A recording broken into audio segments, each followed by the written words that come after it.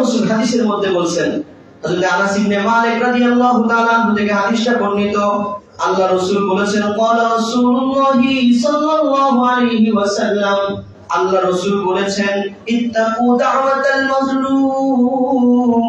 আল্লাহ রাসূল বলেন, ও আমার উম্মতেরা, সাবধান, তোমরা কিন্তু মাজলুমের বদদোয়া থেকে সতর্ক থাকো। মাজলুম যদি কোন জালেমের বিরুদ্ধে বদদোয়া করে, ওই দোয়া আল্লাহর আরশ পর্যন্ত পৌঁছতে কোনো বাধা থাকে না। এজন্য আল্লাহ রাসূল বলতেছেন, ইত্তাকু দাওয়াতাল মাজলুম, ও আমার উম্মতেরা, তোমরা কিন্তু মাজলুমের বদদোয়া থেকে সতর্ক থাকবা। কেননা মাজলুমের দোয়া বিফলে যায় না। ওই হাদিসের মধ্যে আল্লাহ রাসূল আরেকটা শব্দ বাড়াইছেন, ওয়া ইন কানা কাফিরান, ওই মাজলুম যদি কোনো কাফের বা বিধর্মীয় হয়, তার বদদোয়া থেকেও কিন্তু তোমরা সতর্ক থাকো। সুবহানাল্লাহ, কত উদাহরণ বক্তব্য দিয়েছেন যে মাজলুম মুসলমান হোক আর কাফের হোক, এর বদদোয়া কিন্তু আল্লাহ কবুল করে। যে একজন মুসলিম হিসেবে অমুসলিমদের ধর্মীয় পূজা বা উৎসবে যোগদান করার বিষয়ে আমাদের কি করণীয়, কি বর্জনীয় এবং কি আকীদা বিশ্বাস রাখা দরকার, সেই বিষয়ে কোরআন এবং হাদিসের আলোকে আমরা আলোচনা শুনেছি। আমাদের সেই আলোচনা শুনে এক শ্রেণীর মানুষ যারা ইসলাম বিদ্বেষী, তারা আমাদের এই ধরনের আলোচনাগুলোকে প্রচার কইরা আমাদের মদিনার রাষ্ট্রে একসাথে মুসলমানরা বসবাস করত, একসাথে ইহুদিরা বসবাস করত, একসাথে খ্রিস্টানরা বসবাস করত, আরো ভিন্ন ধর্মাবলম্বী কিছু মানুষও আসা যাওয়ার মধ্যে থাকতো। জোরে বলেন ঠিক কি না? ওই ভিন্ন ধর্মাবলম্বী মুসলমানদের সাথে, মানুষদের সাথে আচরণটা আমাদের কেমন হবে, এই শিক্ষাও আল্লাহ রাসূল আমাদেরকে দিয়ে গেছেন। জোরে বলেন ঠিক কি না? আপনারা বিভিন্ন সময়ে দেখবেন যারা ইসলাম বিদ্বেষী শক্তি, তারা সুযোগ পাইলেই মুসলমানদের কাছে সবচেয়ে সম্মানের জায়গা আল্লাহ এবং আল্লাহর রাসূল। জোরে বলেন ঠিক কি না? অমুসলিমরা সুযোগ পাইলেই তারা আল্লাহর ব্যাপারে অসমাচীন বাক্য ব্যবহার করে মুসলমানদেরকে খাওয়াইতে চায়। জোরে বলেন ঠিক কি না?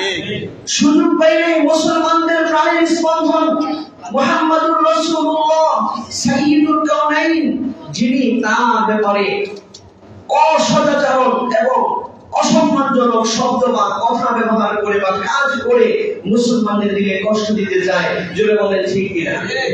কিন্তু এই ব্যাপারে ইসলাম এত উদার, ইসলাম এই ব্যাপারে শিক্ষা দিয়েছে যে না, স্বয়ং আল্লাহ কোরআনের আয়াত নাযিল করে আমাদেরকে শিক্ষা দিয়েছেন, তারা তোমাদের রবকে নিয়ে গালি দেয়, তারা তোমাদের সম্মানের পাত্র সম্মানিত মানুষদেরকে নিয়ে অসম্মান করো, তোমরা মুসলমানরা কিন্তু তাদের তথা বিধর্মীদের, ভিন্ন ধর্মাবলম্বীদের ধর্মীয় কোন সম্মানের জায়গা নিয়ে কোনো কথা বলবে না। বলে সুবহানাল্লাহ, এটা ইসলামের শিক্ষা।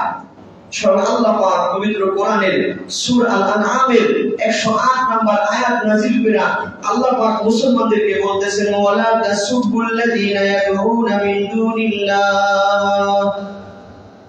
আল্লাহ পাক সমস্ত মুসলমান বান্দাদেরকে ডাক দিয়া আল্লাহ তাআলা বলতেছেন, ওয়ালা তাসুবুল্লাযীনা ইয়াদউনা, ও আমার মুসলিম বান্দারা শোনো, অন্য ধর্মীরা, বিধর্মীরা আল্লাহ ছাড়া, মিন দুনিল্লাহ আল্লাহ ছাড়া যাদেরকে তারা রব কিংবা উপাস্য হিসেবে ডাকে, তোমরা মুসলমানরা কখনো তাদেরকে গালি দিবা না।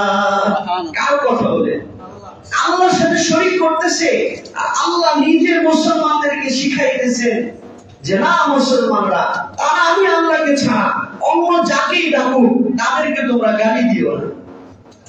কেন? আল্লাহ নিজেই বলতেছেন, ফায়াসুবুল্লাহ আদুবান বিগাইরি ইলমিন, যদি নাকি তোমরা মুসলমানরা অন্য ধর্মের উপাস্যদেরকে গালি দাও, যদি তোমরা তাদের উপাস্য যেই নাম হোক, তাদের যে উপাস্য আছে, তাদের ভগবান আছে, বিশেষ কোন মূর্তি আছে, দুর্গা আছে, কালী আছে, আরো যত কিছুকে তারা ডাকে, আল্লাহ বলতেছেন তোমরা কিন্তু তাদেরকে নিয়ে গালি দিবে না, কোনো কথা বলবে না। ফায়াসুবুল্লাহ আদুবান বিগাইরি ইলমিন, তোমরা যদি নাকি তাদেরকে কোনো কথা বলো কিংবা গালি দাও, তাইলে এরা না বুঝা আরো কিন্তু আল্লাহকে গালি দিবে। কত সুন্দর কথা ইসলামের, বলেন সুবহানাল্লাহ। আল্লাহ বলতেছেন তুমি যদি তাদের উপাস্যকে গালি দাও আমি আল্লাহর সাথে শরীক করার কারণে, এরা কিন্তু না বুঝা তোমার আল্লাহকেও গালি দিবে। আল্লাহ কত সুন্দর কথা বলে, আল্লাহ বলতেছেন কাযালিকা যায়্যানা লিকুল্লি উম্মাতিন আমালাহুম। আল্লাহ বলেন আমি আল্লাহ এরকম ভাবে প্রত্যেক ধর্ম জাতির জন্য তাদের আমলকে সুন্দর করে তাদের সামনে পেশ করছি। যারা হেদায়েত পায় নাই, ইসলামের বাণী পায় নাই, তারাও তাদের ধর্মীয় ইবাদতটাকে অনেক বড় উপকারী মনে করে, আখিরাতে নাজাতের ওসিলা মনে করে। আল্লাহ বলতেছেন সুম্মা ইলা রাব্বিহিম মারজিউহুম, দুনিয়াতে সবাই সমান ধর্মকে ভালো মনে করলেও একদিন কিন্তু ইহুদি হোক, নাসারা হোক, খ্রিস্টান হোক, হিন্দু হোক, বৌদ্ধ হোক, তাদের সবাইকে একমাত্র রব আল্লাহর কাছে ফিরে যেতে হবে। সুবহানাল্লাহ। এবং আল্লাহ বলতেছেন ফায়ুনাব্বিউহুম, যখন আল্লাহর কাছে ফিরে যাবে তখন আল্লাহ তাদেরকে এই সংবাদ দিবেন বিমা কানু ইয়ামালুন, কে আল্লাহর সাথে শিরক করত, কে আল্লাহকে একমাত্র এক রব হিসাবে মানত, সবাইকে আল্লাহ সংবাদ দিয়ে দিবেন, সে অনুযায়ী বদলা দিয়ে দিবেন। দুনিয়াতে গালাগালি করতে আল্লাহ নিজে নিষেধ করছেন। সুবহানাল্লাহ। এই যে দেখেন বিধর্মীদের আচরণের সাথে আর ইসলামের শিক্ষার সাথে কত পার্থক্য। সব আল্লাহর সাথে শরীক করতেছে, আল্লাহ বলতেছেন কি দিবা না, গালি দিবা না তাদের উপাস্যদেরকে। এজন্য আমাদের কোন আলেমরা তাদের উপাস্যদের গালি দেয়, অপমানজনক কথা বলে, এরকম কোন দৃষ্টান্ত বাংলাদেশের কোন নাস্তিক, কোন ইসলাম বিদ্বেষী শক্তি অথবা হিন্দুত্ববাদী শক্তি দাবি করলেও প্রমাণ দিতে পারবে না। যারা বলেন ঠিক। আমরা হয়তো আমাদের ধর্মের মৌলিক কথাটা বলি যে মূর্তির কোন ক্ষমতা নাই, মূর্তির কোন নিজস্ব শক্তিতে তার হাত সে নাড়াইতে পারে না, নিজস্ব শক্তিতে তার পা সে নাড়াইতে পারে না, এই জন্য মূর্তিকে আমরা রব মনে করি না। যেটা বলেন ঠিক কিনা? এটা ইমানের মূল কথা, এটা তো বলতেই হবে। কিন্তু মূর্তিকে নিয়ে অসম্মানজনক কোন কাজ করা আল্লাহ নিষেধ করছেন, মূর্তিকে নিয়ে কোন অসম্মানজনক কথা বলতে আল্লাহ নিষেধ করছেন। এই দিক থেকে ইসলামের আদর্শ নিঃসন্দেহে পৃথিবীর সব ধর্মের আদর্শের চেয়ে উদার আদর্শ। যেটা বলেন ঠিক কিনা? আল্লাহ পাক কোরআনের আয়াত নাযিল করে আবারও জানিয়েছেন আমাদেরকে যে অমুসলিমরা মুসলমানদের সাথে থাকবে, বসবাস করবে, ঠিক আছে। তারা যেহেতু আমাদের রব ইলাহ নিয়ে এক আল্লাহকে আল্লাহ মানে না, এই হিসেবে তাদের সাথে আমাদের একটা দূরত্ব তো চিরস্থায়ী। যেটা বলেন ঠিক কিনা? কিন্তু এই দূরত্বের কারণে তাদের প্রতি অবিচার করা, তাদের প্রতি বেইনসাফ করা, তাদের প্রতি জুলুম করা, এই সবগুলো আল্লাহ কোরআনের আয়াত নাযিল করে নিষেধ করে দিয়েছেন। সুবহানাল্লাহ। স্বয়ং আল্লাহ পাক পবিত্র কোরআনের সূরা আল-মাইদা এর ৮ নম্বর আয়াতে আল্লাহ বলতেছেন ইয়া আইয়ুহাল্লাযীনা আমানু কুনু কাওয়ামিনা লিল্লাহি শুহাদা'a বিল কিসত ওয়া লা ইয়াজরিমান্নাকুম শানাআনু কওমিন আলা আল্লা তা'দিলু। আল্লাহ পাক সমস্ত মুমিনদেরকে ডাক দিয়া বলতেছেন যে হে ঈমানদারেরা, তোমরা ইনসাফ প্রতিষ্ঠা করে এই জমিনে আল্লাহর দ্বীনের জন্য তোমরা ন্যায় সাক্ষ্যদানের ব্যাপারে সতর্ক থাকো, অবিচল থাকো। ওয়ালা ইয়াজরিমান্নাকুম শানাআনু কওমিন, খুব গুরুত্বপূর্ণ কথা। আল্লাহ এইটা বলতেছে ওয়ালা ইয়াজরিমান্নাকুম, আমার বান্দারা তোমাদেরকে যেন শানাআনু কওমিন, অন্য কোন ধর্মের প্রতি বিদ্বেষ কিংবা শত্রুতা বা দূরত্ব, এই জিনিসটা যেন তোমাদেরকে কোনদিন গুনাহগার না বানায় ফেলে। কোন কওমের প্রতি বিদ্বেষ দূরত্বের কারণে তুমি যেন এদের প্রতি কোনো অন্যায় আচরণ না করে ফেলো, তুমি কিন্তু গুনাহগার হয়ে যাও না। আল্লাহ তা'দিলু, কিভাবে গুনাহগার হইবা যে তুমি এদের প্রতি ইনসাফ করবা না, এরকম কিন্তু করো না। সুবহানাল্লাহ। আল্লাহ নিজে বলতেছে কোন কওমের কোন ধর্মের প্রতি যে ধর্মের মৌলিক বিষয়ের কারণে একটা দূরত্ব আছে, এইটার কারণে যেন তোমরা অপরাধী না হয়ে যাও। কিভাবে? আল্লাহ তা'দিলু, যে তোমরা তাদের প্রতি ইনসাফ করবে না। আল্লাহ আরো গুরুত্ব দিয়ে বলতেছেন ইদিলু, ও আমার বান্দারা তোমরা ইনসাফ সব ক্ষেত্রে প্রতিষ্ঠা করো। সব ক্ষেত্রে কি করো? ইনসাফ প্রতিষ্ঠা করো। হুয়া আকরাবু লিত-তাকওয়া, ইনসাফ প্রতিষ্ঠা করা এটা তাকওয়ার সবচেয়ে নিকটবর্তী বিষয়। বলেন সুবহানাল্লাহ। যার ভিতরে তাকওয়া আছে সে যদি বিচার ব্যবস্থার দায়িত্ব পায়, সে নিঃসন্দেহে বিচার ব্যবস্থার ক্ষেত্রে ইনসাফ প্রতিষ্ঠা করবে। জোরে বলেন ঠিক কিনা? আল্লাহ বলছেন ইদিলু, তোমরা ইনসাফ প্রতিষ্ঠা করো।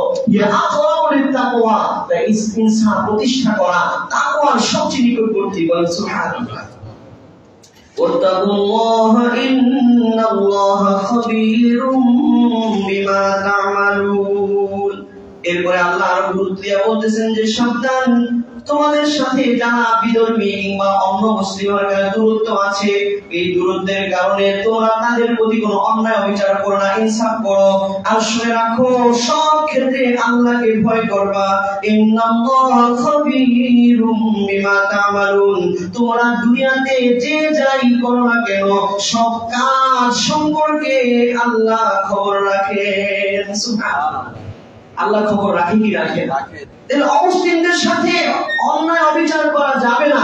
স্বয়ং আল্লাহ বলছেন যে এরা তুমি মুসলিম, তারা অমুসলিম, এই কারণটা যেন তোমাদেরকে অপরাধ উদ্বুদ্ধ না করে।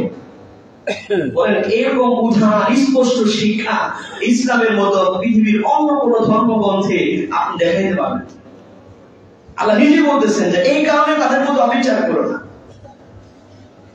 অন্য আয়াতে আল্লাহ তাআলা স্পষ্ট করে জানিয়েছেন যে ইসলামে যেহেতু জিহাদের একটা বিধান আছে, অমুসলিমদের সাথে তাদের সাথে কিছু বিষয়ের দূরত্ব বজায় রাখার বিধান আছে। বাকি এই দূরত্ব এবং এই জিহাদের বিধান কাদের সাথে, সেটা আল্লাহ তাআলা স্পষ্ট করে জানিয়ে দিয়েছেন। সূরা আল-মুমতাহিনার ৮ নম্বর আয়াতে আল্লাহ বলতেছেন, لا ينهاكم الله عن الذين لم يقاتلوكم في الدين ولم يخرجوكم من دياركم। আল্লাহ পাক মুমিনদেরকে বলতেছেন, ও আমার মুমিন বান্দারা, ঈমানদার বান্দারা, আল্লাহ তাআলা তোমাদেরকে ওই সমস্ত অমুসলিমদের সাথে অসৎ আচরণ করা থেকে, সৎ আচরণ করা থেকে নিষেধ করেন না, ইনসাফ করা থেকে নিষেধ করেন না।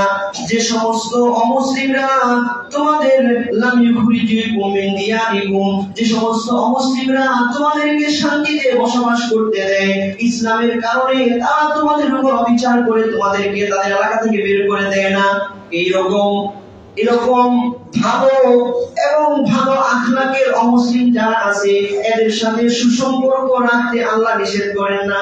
সুবহানাল্লাহ। এরপর বলছেন লাম ইউকাতিলুকুম, যে সমস্ত কাফেররা অমুসলিমরা তোমাদের সাথে যুদ্ধ করে না, আকবাইরা, এদের সাথে আনতাবাররুহুম, এদের সাথে ভালো ব্যবহার করতে আল্লাহ কখনো নিষেধ করেন না। ওয়াতুকসিতু ইলাইহিম, এদের প্রতি ইনসাফ কায়েম করা থেকে আল্লাহ কি করেন না, নিষেধ করেন না। কারা?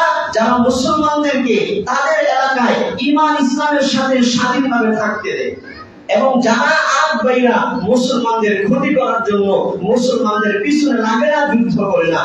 এই দুই গুণ যে অমুসলিমদের মাঝে আছে, তাদের সাথে সম্পর্ক ভালো রাখতে, তাদের প্রতি ইনসাফ কায়েম করতে আল্লাহ কি করে না, নিষেধ করে না।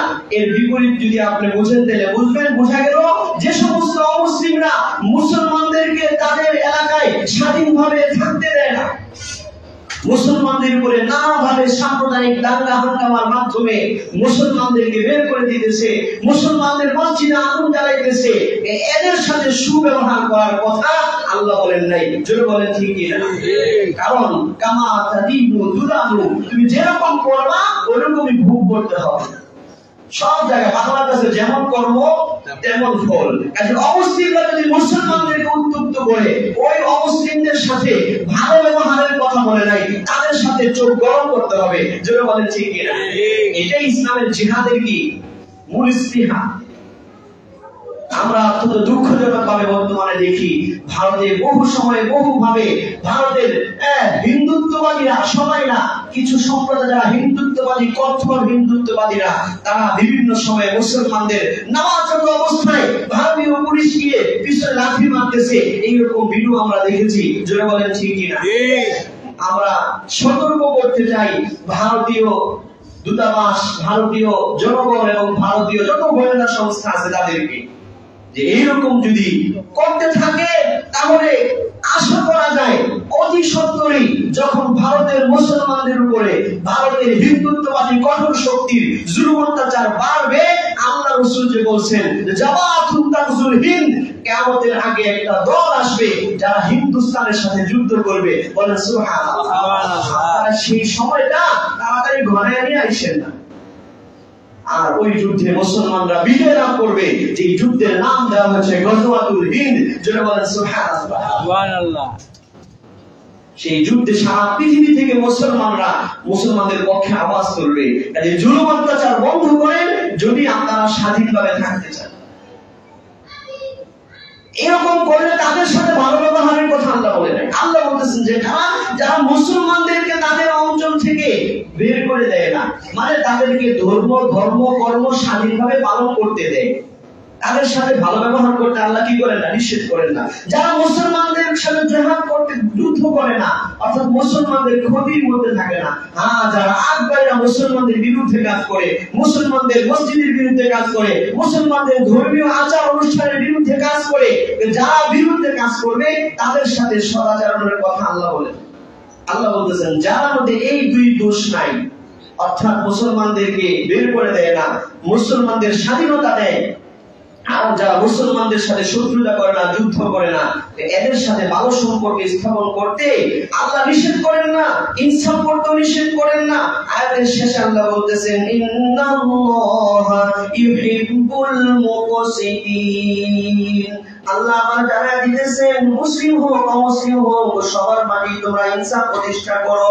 ইন্নাল্লাহা, নিশ্চয়ই আল্লাহ তাআলা ইউহিব্বুল মুকসিতিন, যারা সমাজে ইনসাফ প্রতিষ্ঠা করে, রাষ্ট্রে ইনসাফ প্রতিষ্ঠা করে, ওই ইনসাফ প্রতিষ্ঠা করনেওয়ালাদেরকে আল্লাহ ভালোবাসেন। সুবহানাল্লাহ।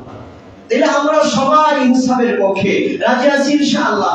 আমরা চাই আমাদের দেশের যত মুসলিম আছে, ইহুদি হোক, খ্রিস্টান হোক, বৌদ্ধ হোক কিংবা হিন্দু হোক, তারা বাংলাদেশের একটি গণতান্ত্রিক দেশ হিসেবে রাষ্ট্রীয় যত স্বাধীনতার সুবিধা মুসলমানরা যা পায় তারাও তা পাবে। এটার সাথে আমরা কেউ দ্বিমত না। জোরে বলেন ঠিক কি? হ্যাঁ, এই দেশের কোন মুসলমান কোন হিন্দু, এই দেশের কোন বিধান বিরোধী রাষ্ট্র বিরোধী কোন কাজ করে, যেরকম কিছুদিন আগে করেছিল একজন বাংলাদেশী নাগরিক আমেরিকা গিয়ে বাংলাদেশের বিরুদ্ধে মিথ্যা নালিশ দিয়েছিল, এইরকম দেশ বিরোধী রাষ্ট্র বিরোধী কাজে যদি কোনো হিন্দু কিংবা মুসলিম জড়িত থাকে, আমাদের সমস্ত বাংলাদেশের 92% মুসলমানের দাবি হচ্ছে এদের বিরুদ্ধে রাষ্ট্রীয়ভাবে ব্যবস্থা নেওয়া হোক। জোরে বলেন ঠিক কিনা? যদি এই দেশে থাকা কেউ এই দেশকে অখণ্ড ভারত বানানোর চিন্তা করে, এদের বিরুদ্ধে রাষ্ট্রীয়ভাবে রুখে দাঁড়াতে হবে। আমরা সাধারণ জনগণ সরকারের পাশে থাকবো। রাজি আছি ইনশাআল্লাহ। এই স্বাধীন মুসলিম দেশকে আমরা অখণ্ড ভারত হইতে দিব না। যদি দিতে হয় পুরো ভারত সহ মুসলমানরা বিজয় করবে ইনশাআল্লাহ। যদি বলেন ঠিক কিনা? ইসলামের এটা শিক্ষা। যারা আপনার ভালো করবে, যারা মুসলিম দেশে থাকা মুসলমানদের ক্ষতি করবে না, মুসলমানদের বিরুদ্ধে বিশুদ্ধার করবে না, এদেরকে ইনসাফ দেওয়া, নিরাপত্তা দেওয়া, এটা আল্লাহর বিধান। বলেন সুবহানাল্লাহ। এজন্য মুসলমান ভাইরা আমার, মুসলিম দেশে অমুসলিমরা নিরাপদে থাকবে, তাদের নিরাপত্তা মুসলমান শাসকরা দিবে, এটা আল্লাহর বিধান। কাজে এরকম নিরাপত্তা দিতে গিয়া কোন মুসলমান শাসক যদি তাদের নিরাপত্তা প্রদর্শন করতে যায় কোনো সমস্যা নাই, কিন্তু তাদের যেই জায়গায় গেলে ইসলামের সাথে সাংঘর্ষিক, মুসলমান শাসককে ওই জায়গায় না গিয়া ওখান থেকে বাইরে যাই, তাদের নিরাপত্তা ব্যবস্থা করতে হবে। এজন্য আমরা গত জুমা আমাদের ধর্ম উপদেষ্টাকে নিয়ে পর্যালোচনা করেছিলাম। আলহামদুলিল্লাহ উনি ওনার ভুল বুঝতে পেরেছেন এবং উনি ক্ষমা চেয়েছেন, ভবিষ্যতে উনি আরো সতর্ক থাকবেন বলে আশ্বস্ত করেছেন। আমরা সবাই বলি আলহামদুলিল্লাহ। কোন যৌক্তিক সমালোচনা আলোচনায় বৃথা যায় না। যেটা বলেন ঠিক কিনা? সারা দেশ থেকে একযোগে খতিব সাহেবরা যখন এটা সমালোচনা করেছেন, আপনি একজন মুসলমান হয়ে নিরাপত্তার নাম দিয়ে তাদের তরুণ গায়ে দিতে পারেন না, যেহেতু আল্লাহ রাসূল বলেছেন লা তাশাব্বাহু, তোমরা অন্য কোনো কওমের সাদৃশ্য গ্রহণ করো না। তাদের তরুণ গলায় দিলেন মানে সাদৃশ্যতা গ্রহণ করো। এই ব্যাপারে সতর্ক থাকতে হবে। নিরাপত্তা দেওয়ার জন্য পূজা মণ্ডপে যাওয়া লাগে না। নিরাপত্তা দিতে গেলে পর্যবেক্ষণ করে খোঁজ খবর নিয়ে হিন্দুদের থেকে প্রতিনিধি দিয়ে তাদের মাধ্যমে কাজ করানো যায়। জোরে বলেন ঠিক কিনা? যেমন আল্লাহ রাসূল করেছেন। মদিনাতে যারাই জিম্মি ছিল, যারাই মুসলিম দেশে তারা সন্ধি এবং চুক্তির মাধ্যমে ছিল, গণতান্ত্রিক দেশে তারা থাকে এটা সন্ধি এবং চুক্তির পদ্ধতি। কাজে তারা রাষ্ট্রীয় সুবিধা সব ভোগ করবে, কিন্তু এগুলো আল্লাহ রাসূল কোনদিন খ্রিস্টানদের কোন উদযাপনে কোন উৎসবে ইয়া শরীক হন নাই, ইহুদিদের কোন উৎসবে কি হন নাই, শরীক হন নাই। কিন্তু তারা তাদের স্বাধীনভাবে আল্লাহ রাসূলের শাসন প্রতিষ্ঠা সত্ত্বেও ইহুদিরা ধর্মকর্ম স্বাধীনভাবে পালন করেছে। এর হচ্ছে ইসলামের মৌলিক শিক্ষা। কিসের ক্ষেত্রে? অমুসলিমদের সাথে মুসলমানদের আচরণ কিরকম হবে সেই শিক্ষার ক্ষেত্রে। এখন আসেন, ইসলাম অমুসলিমদের ব্যাপারে আমাদেরকে আদেশ করে যে তাদের জান মালের নিরাপত্তা প্রদান করতে হবে। যদি অমুসলিমরা মুসলিম দেশে কিংবা মুসলমানদের মাঝে তারা থাকে, সুসম্পর্ক বজায় রাখে, তারা নিজেদের থেকে মুসলমানদের সাথে শত্রুতা করে না। গণতান্ত্রিক দেশটা এরকমই, এদের প্রতি যেন জুলুম না হয়, অত্যাচার না হয়, সেই কথা আল্লাহ পাক আল্লাহ রাসূল বিভিন্ন হাদিসে বলে গেছে।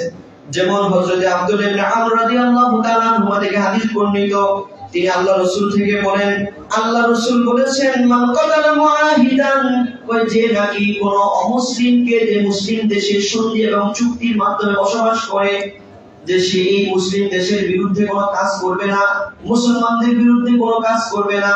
গণতান্ত্রিক মুসলিম প্রধান দেশে যে সমস্ত মুসলিমরা থাকে তারাও এটার অন্তর্ভুক্ত, যেটা বলেন ঠিক কিনা, তারাও এই দেশের নাগরিক হিসেবে আছে এই চুক্তিতেই।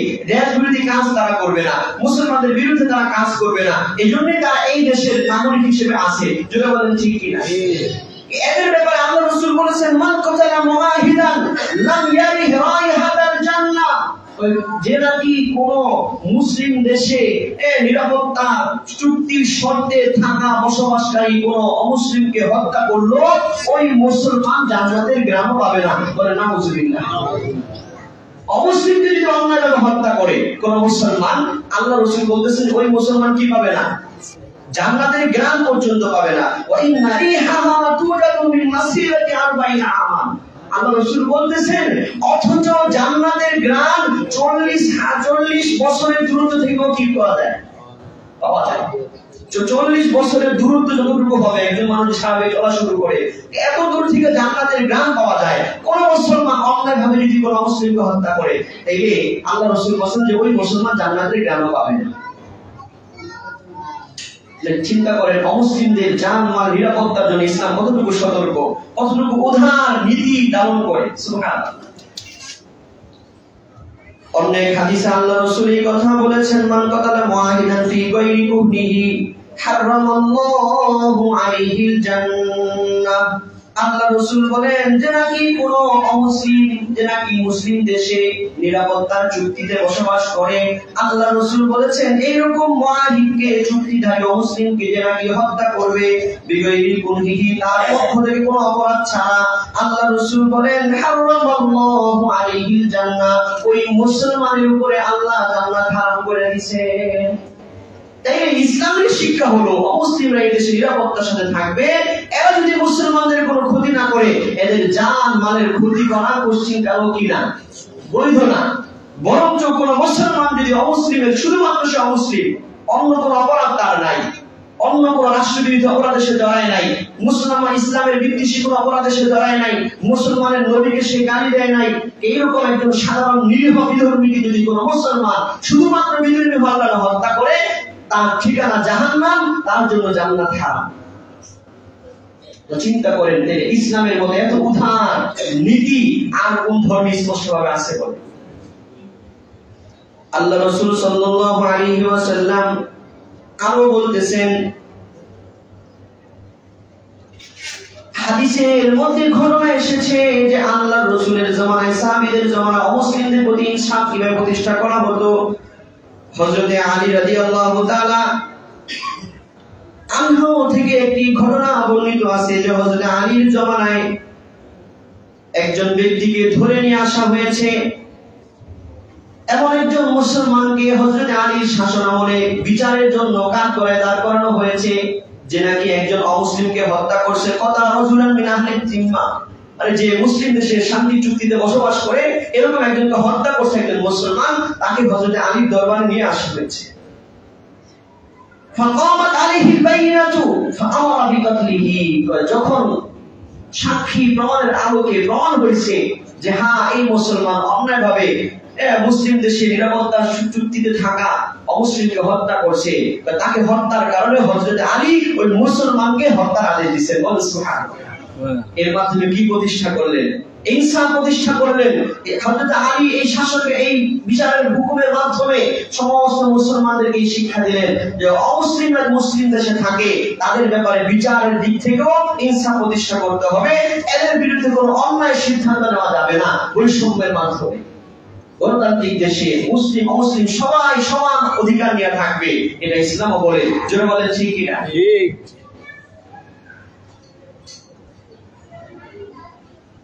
এরকম একাধিক হাদিস থেকে ঘটনা জানা যায় আল্লাহ রাসূল সাল্লাল্লাহু আলাইহি ওয়াসাল্লাম যেরকম তাদের জান মালের নিরাপত্তার ব্যবস্থা করেছেন, নিরাপত্তার বিধান দিয়েছেন, আল্লাহ রাসূল বিভিন্ন হাদিসের আলোকে কোন মুসলমান যেন কোনোভাবে কোন অমুসলিমের উপর জুলুম অত্যাচার না করে সেই বিধান আল্লাহ রাসূল দিয়ে গেছেন। সুবহানাল্লাহ।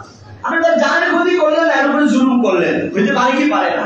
আল্লাহ রাসূল হাদিসের মধ্যে বলছেন, হযরত আনাস ইবনে মালিক রাদিয়াল্লাহু তাআলা আনহু থেকে হাদিসটা বর্ণিত, আল্লাহ রাসূল বলেছেন, ক্বালা রাসূলুল্লাহি সাল্লাল্লাহু আলাইহি ওয়াসাল্লাম, আল্লাহ রাসূল বলেছেন, ইত্তাকু দাওয়াতাল মাজলুম।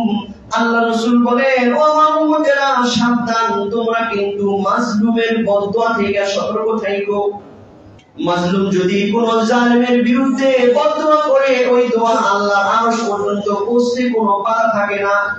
এজন্য আল্লাহ রাসূল বলতেছেন, ইত্তাকু দাওয়াতাল মাজলুম, ও আমার উম্মতেরা তোমরা কিন্তু মাজলুমের বদদোয়া থেকে সতর্ক থাকবা, কেননা মাজলুমের দোয়া বিফলে যায় না।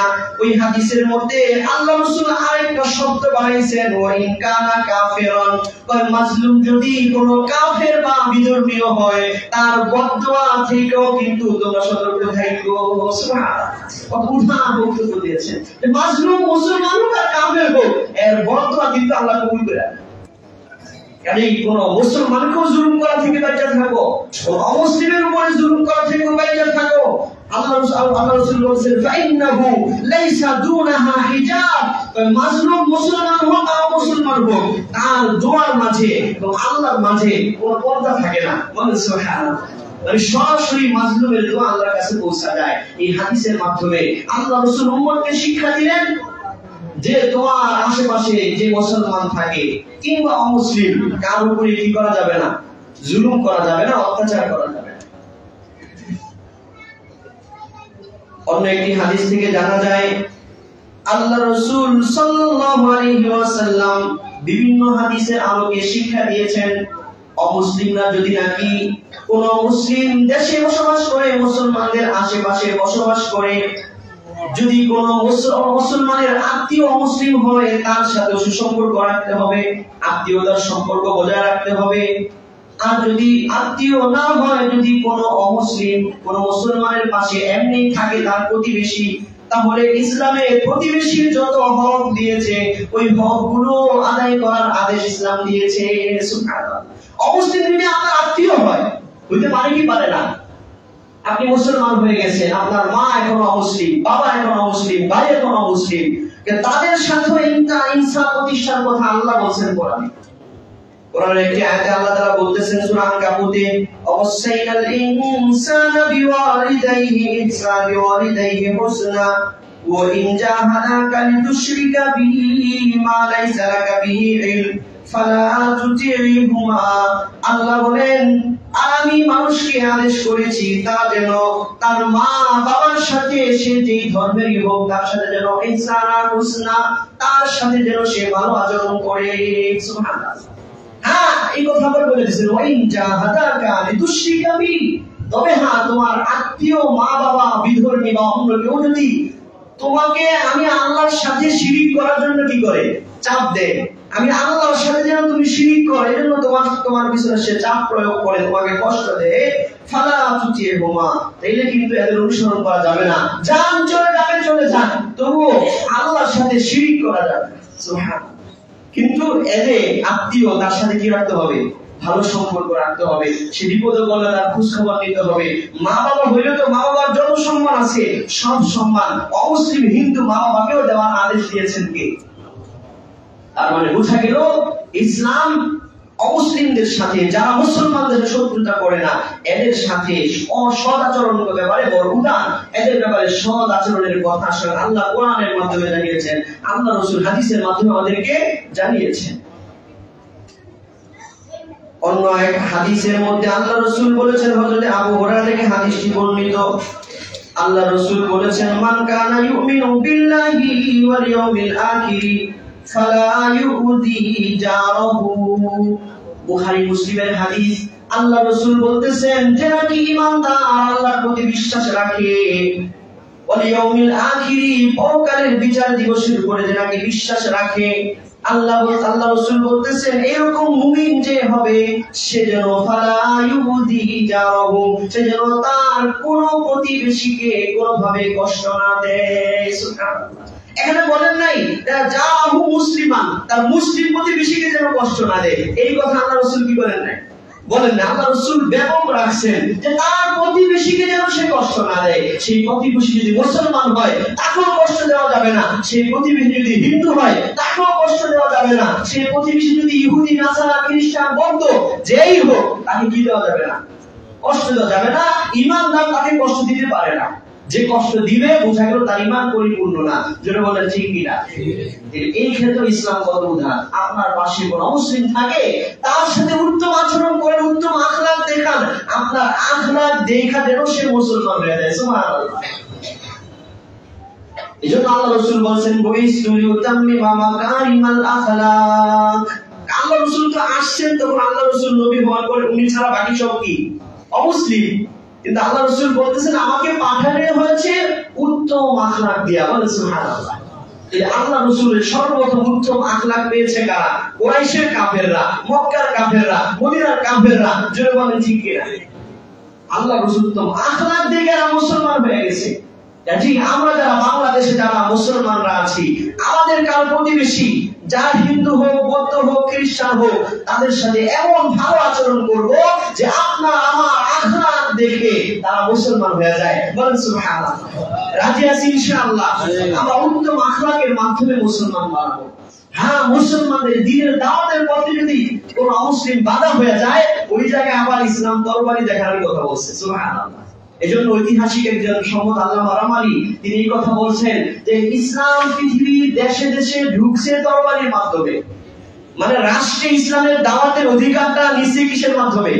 তরবারির মাধ্যমে। কিন্তু অমুসলিমদের দিল জয় করছে উত্তম আখলাকের মাধ্যমে। বলেন সুবহানাল্লাহ। এই দেশে, এই ভারতীয় উপমহাদেশে সর্বপ্রথম মুহাম্মদ বিন কাসিমের মাধ্যমে মুসলমানদের রাষ্ট্রীয়ভাবে রাজনৈতিক ক্ষমতা নিয়ে ঢোকা শুরু হয়েছে।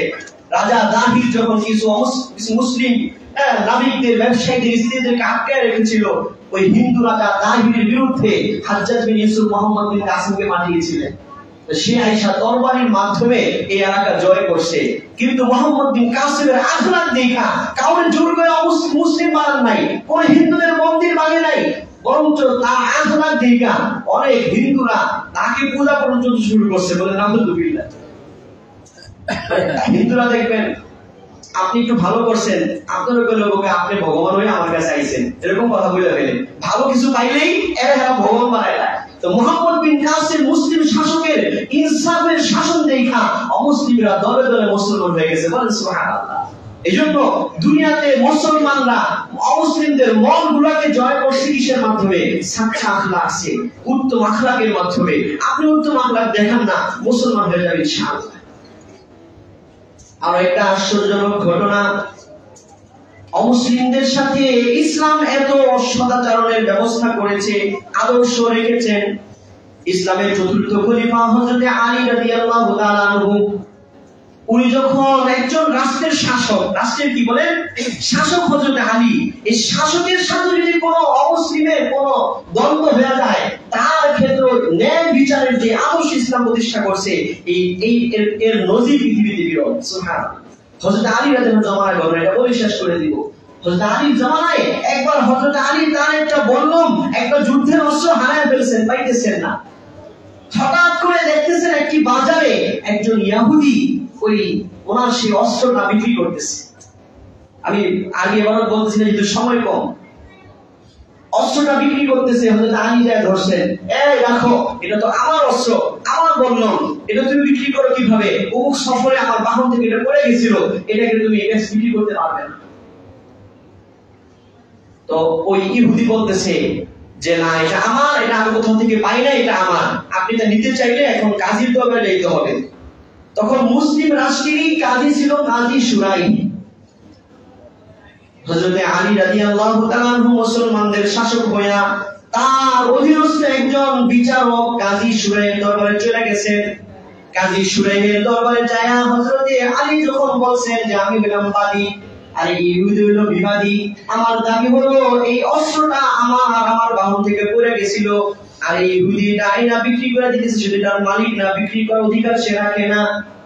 এখন কাজী শুরাই আইনের শাসন অনুযায়ী, বিচার অনুযায়ী প্রস্তাব করলেন, আপনার যে এটা যে আপনার এবং আপনার বাহন থেকে যে পড়ে গেছে, এটার পক্ষে সাক্ষী লাগবে। কোন সাক্ষী ছাড়া দাবি করলে এই দাবি বাস্তবে পরিণত হয় না। ইসলামের শিক্ষা এটা যে দুইজন সাক্ষী কি করতে হবে, দেখাইতে হবে, তাই না আপনি কি আপনার পক্ষে ফয়সালা হবে। তখন হযরতে আলী একজনকে সাক্ষী পেশ করেছেন, অন্য একজন সাথে ওনার ছেলে হুসাইন, এই দুইজনকে সাক্ষী পেশ করছে। কাজী শুরাই বলতেছে যে না, আপনি কি এটাও জানেন না যে সন্তানের সাক্ষী বাবার পক্ষে গ্রহণযোগ্য হয় না? কাজে আপনার সন্তান হুসাইন সাক্ষী দিলে চলবে না, হুসাইন ছাড়া আরো দুইজন লাগবে। সুবহানাল্লাহ।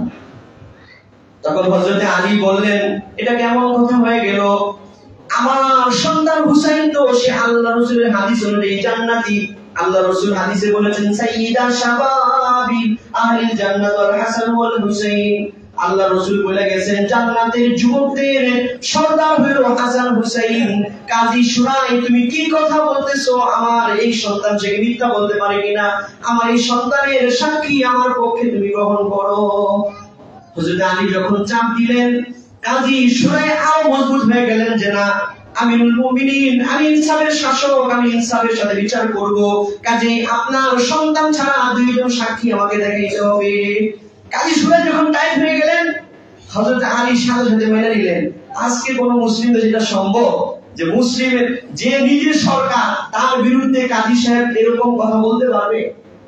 সেখানে হযরত আলী নিজে কি আমিরুল মুমিনিন, মুসলিম শাসক, কিন্তু একজন বিচারকের কাছে তিনি আত্মসমর্পণ করে ফেলছেন। বলছেন ঠিক আছে যাও, আমার এই বলবম দরকার নাই। ইহুদির হাতে এটা ছুরি মারা দিয়ে দিয়েছেন, আর বলছেন যে আমার এই বলবম দরকার নাই, যেহেতু সাক্ষী আমার একজন, দুইজন নাই, এটা তুমি নিয়ে যাও। সুবহানাল্লাহ। ইহুদি আখলাক দেখা, এই আখলাক দেখার সাথে সাথে ইহুদি বলতেছে, ইয়া আজাবা, কি আশ্চর্যের বিষয় যে মুসলমানদের একজন শাসক তাদের অধীনস্থ একজন বিচারকের কাছে আত্মসমর্পণ করে দিয়েছে, বিচারক শাসকের পক্ষে ফয়সালা দিতেছে না, প্রমাণ নাই বিদায়। এত উত্তম আখলাক যে ধর্মে, এই ধর্ম আমি কেন কবুল করব না? সাথে সাথে ইংরেজি বলছে আশহাদু আল্লা ইলাহা ইল্লাল্লাহ ওয়া আশহাদু আন্না মুহাম্মাদার রাসূলুল্লাহ, আমি সাক্ষী দিতেছি যে আল্লাহ ছাড়া কোনো ইলাহ নাই আর মুহাম্মদ সাল্লাল্লাহু আলাইহি ওয়াসাল্লাম আল্লাহ পাকের রাসূল। সুবহানাল্লাহ। তাহলে দেখেন মুসলিম রাষ্ট্রে একজন সরকার প্রধান আর একজন বিচারকের ইনসাফপূর্ণ নীতি দেখা একজন ইহুদি কি হয়ে গেছে বলে মুসলমান হয়ে গেছে। আমাদেরকে আল্লাহ রাসূল এই শিক্ষাই দিয়েছেন যে আমরা আমাদের আশেপাশে যত অমুসলিম থাকবে তাদের সাথে এরকম সদাচরণ করব, এরকম ভালো আচরণ করব যে আমাদের আখলাক দেখে তারা মুসলমান হয়ে যাবে। রাজি আছি ইনশাআল্লাহ। বাকি তাদের খাবার নেওয়া, তাদের হাদিয়া তোহফা নেওয়ার ব্যাপারে কিছু মাসলা আছে, এই মাসলাগুলো উলামায়ে কেরাম থেকে জেনে নেবেন ইনশাআল্লাহ। আল্লাহ তাআলা আমাদেরকে জানার, মানার, বোঝার, আমল করার তৌফিক দান করেন। ওয়া আখিরু দাওয়ানা আলহামদুলিল্লাহি রাব্বিল আলামিন। আমরা যারা কওলার জবাব তারা সুন্নাত করি নাই, তারা কওলার জবাব তারা সুন্নাত করি।